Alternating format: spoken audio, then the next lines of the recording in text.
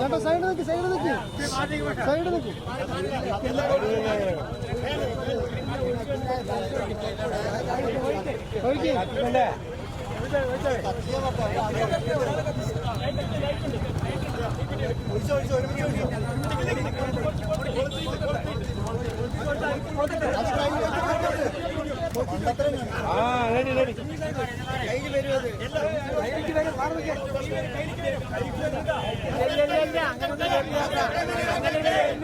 അങ്ങനെ ഓടിക്കണ്ട വെള്ളത്തായി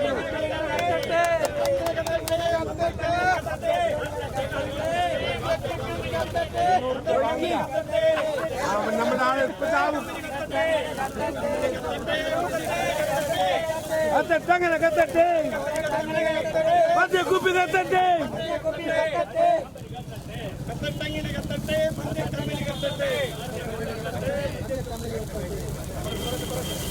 യാതൊരു ദീർഘവീക്ഷണവുമില്ലാതെ വേനലെടുക്കുമ്പോൾ തന്നെ കൃഷിക്കുള്ള വെള്ളം കൊടുക്കുന്നതിനായാലും ശുദ്ധജല വിതരണത്തിനായാലും വളരെയധികം ക്രമീകരണങ്ങൾ നടത്തിക്കൊണ്ടാണ് മലമുടിയിൽ നിന്ന് വെള്ളം കൊടുക്കുന്നത്.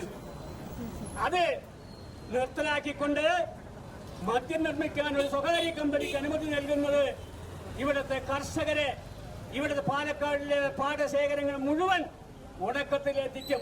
ഒരു സംശയമില്ല. മാത്തൂർ കോട്ടായി പോലുള്ള തേയിലന്റെ സ്ഥലങ്ങളിലൊന്നും വെള്ളം കിട്ടില്ല. കൃഷി ഉണങ്ങും അടുത്ത കാലത്ത്.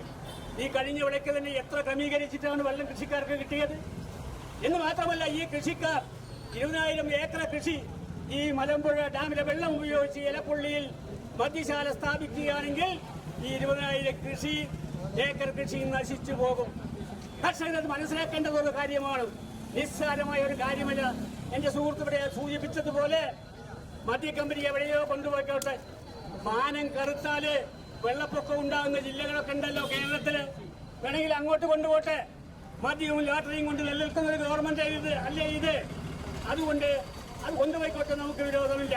പക്ഷേ പാലക്കാട് കർഷകരെ നശിപ്പിക്കുന്നതിന് വേണ്ടിയുള്ള ഫാക്ടറി ഇവിടെ വരാൻ ഞങ്ങൾ അനുവദിക്കില്ല.